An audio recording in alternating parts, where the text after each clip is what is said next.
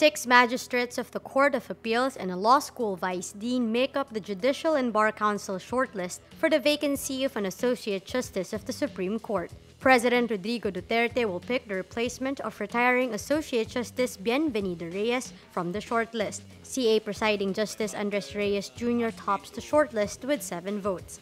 Other CA justices in the shortlist are Rosemary Carandang with 6 votes, Jose Reyes Jr. with 6 votes, Apolinario Brizuelas Jr. with 5 votes, Japar Di Maampao with 5 votes, and Amy Lazaro Javier with 4 votes. Centro Escolar University Law Vice Dean Rita Linda Ventura Jimeno also makes the shortlist with 5 votes.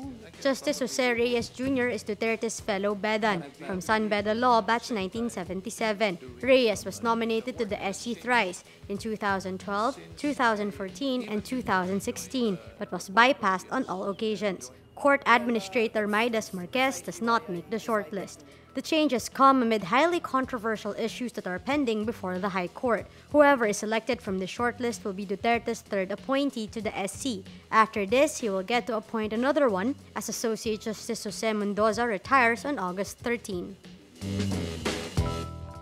The Philippines, Malaysia, and Indonesia agreed to contain the spread of terrorism through social media after a rare meeting in Manila Thursday. Philippine Foreign Secretary Alan Peter Cayetano, Indonesian Foreign Minister Retno Marsudi, Malaysian Foreign Minister Anifa Aman, and their country's top security officials finalized a 15-point proposed plan of action on security in Southeast Asia.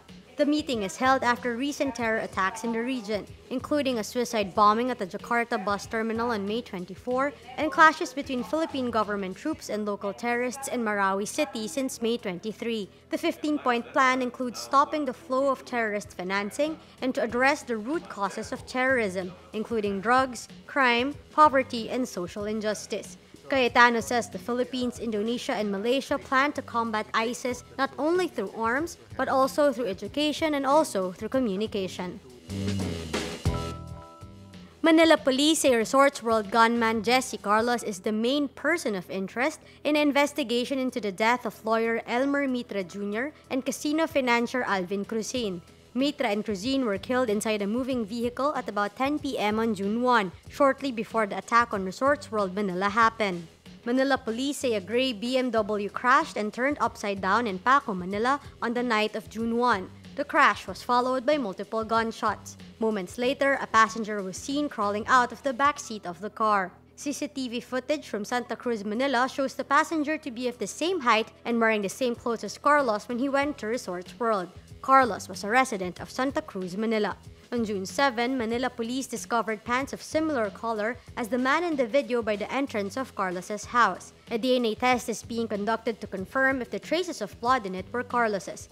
Mitra and Cruzin suffered multiple gunshot wounds on the back of their heads. The two were also seen in Resorts World Manila at about 8 p.m. on June 1, a few hours before the Resorts World attack. Statements from family and friends of both parties confirm Mitra and Cruzin were acquainted with Carlos. His motives for killing the two are unknown.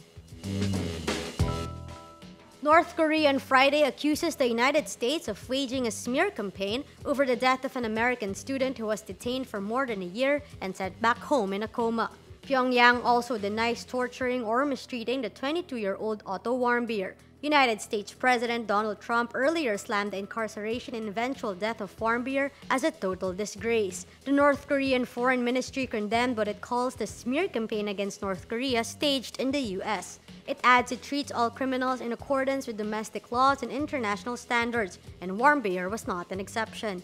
He was detained more than a year in North Korea after allegedly stealing a political slogan while on a trip to the capital Pyongyang as a tourist. United States President Donald Trump admits he does not have recordings of his private meetings with fired Federal Bureau of Investigation Director James Comey, after fueling speculation for weeks of secret Oval Office tapes. Trump tweets, quote, "I have no idea whether there are tapes or recordings of my conversations with James Comey, but I did not make and do not have any such recordings."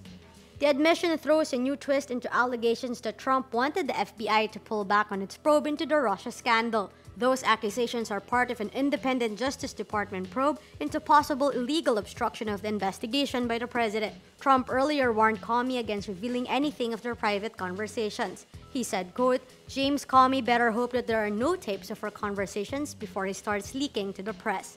That claim quickly raised concerns that Trump, like some US presidents in the past, was secretly recording all of his conversations in the White House.